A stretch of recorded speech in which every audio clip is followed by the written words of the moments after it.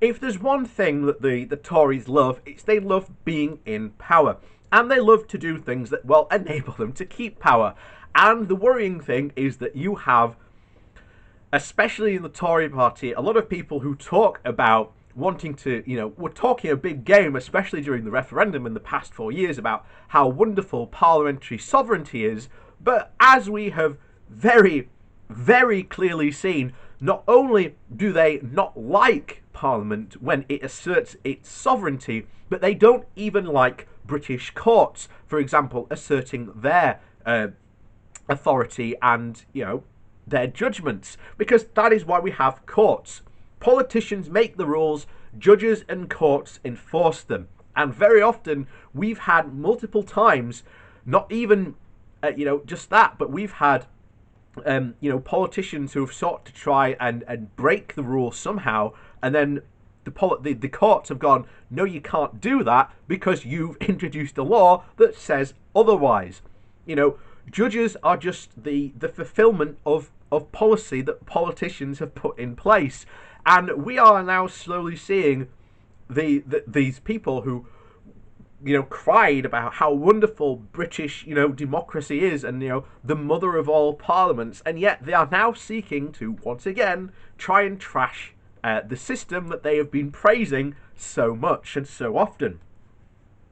So this comes from the New European, and this is Boris Johnson's Brexit strategy risks turning the UK into a dictatorship, warns ex-Supreme Court judge.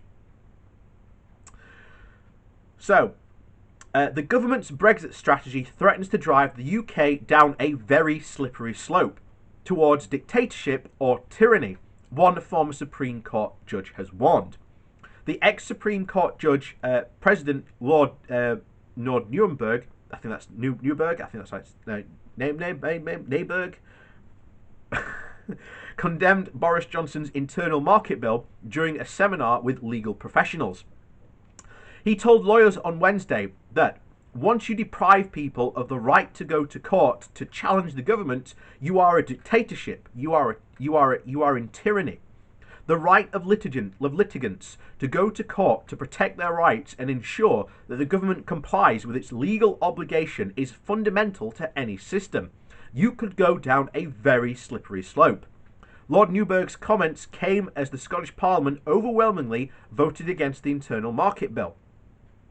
The vote is unlikely to sink the bill, but does show that Holyrood politicians explicitly reject the legislation. The panel, organised by the International Bar Association, included former Home Secretary and Conservative Party leader Michael Howard, the former Attorney General Dominic Grieve, and the SNP Justice spokesperson Joan Kerry, Helena Kenny, and Jessica Seymour. The panellists hoped that the bill would be defeated in Parliament rather than reaching courts. Cherry feared that Holyrood would sue the UK government if the bill ended up before the courts. Lord Newberg warned that the hearing would put the judges in a position where they are on a collision course with the government or are seen to be craven. But you have to sort out the problems in court. If you don't, you will have a civil war.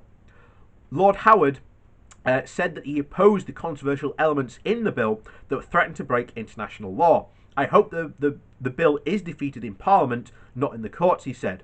Grieve, the UK's former Attorney General, said that laws contain an ouster clause which goes to the heart of parliamentary democracy.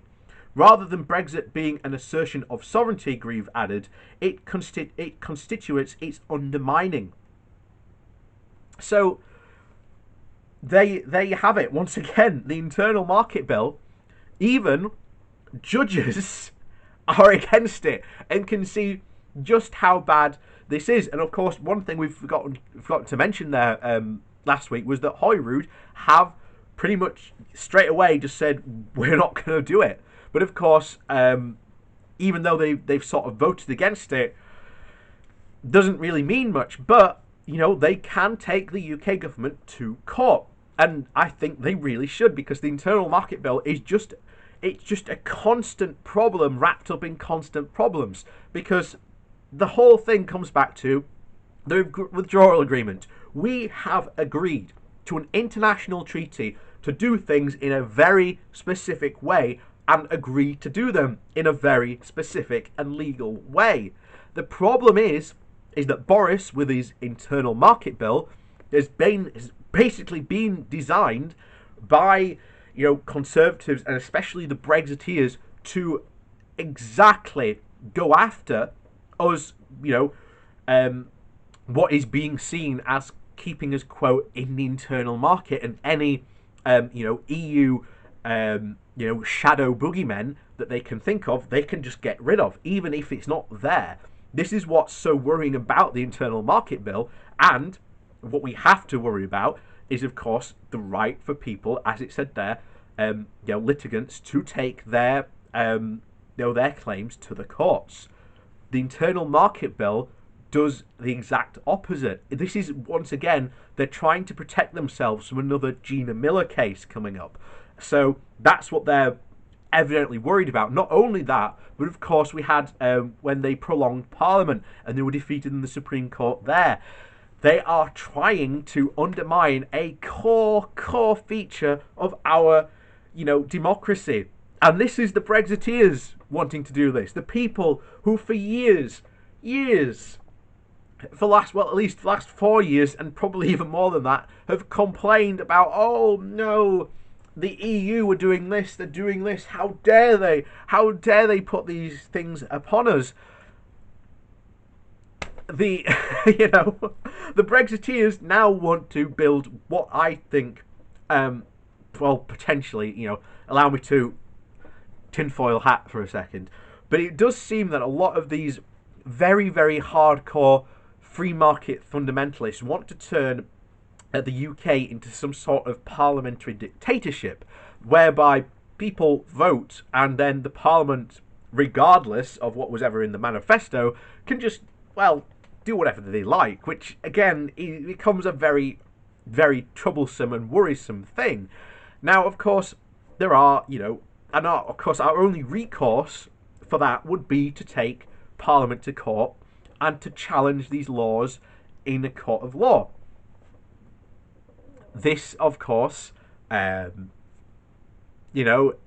this bill, does bring into a lot of worrisome things, because we've had not only this before, but we've also had, you may or may not remember, a couple of years ago, we had a case brought forward where the DWP, the Department of Work and Pensions, decided it wanted to try and stop people who had been on, who've been denied universal credit or their benefits or things like that, from taking them to court, because this was causing them serious financial hardship and putting them in serious straits.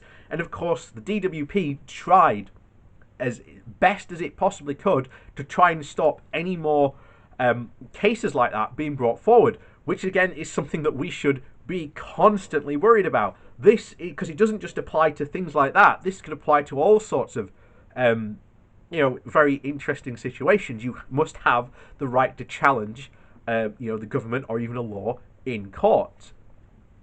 But that's how our system works. And it's funny that we've had Brexiteers all this time proclaim how wonderful and amazing our system was, and how it was superior to the evil EU and whatever other European countries that we were, quote, superior to. Of course, turning out not to be true at all, which is why one of the things that we do push on this channel is for serious reform, not only in the House of Commons, but also in the House of Lords as well. So we need that reform to definitely take place, because we need our politics drastically reforming in this country, and we have to start somewhere, and I've always said we're going to start at the House of Lords. But anyway, that's that. Definitely a conversation for another time. But anyway, as always, thank you very much for watching. Please do hit that like and share button. It does help out the channel lots. If you are new to the channel, welcome. We do talk a lot about British politics and Brexit, because they are inseparable, and that will be for quite some time to come. If you would like to support the channel in another way, I do have a link to my Patreon down below, and of course a one-off donation link should you like to support the channel that way. And thank you very much to all the people who currently do support me in that way. Your donations is very, very much appreciated. So with that said, thanks for watching, and we'll see you all next time.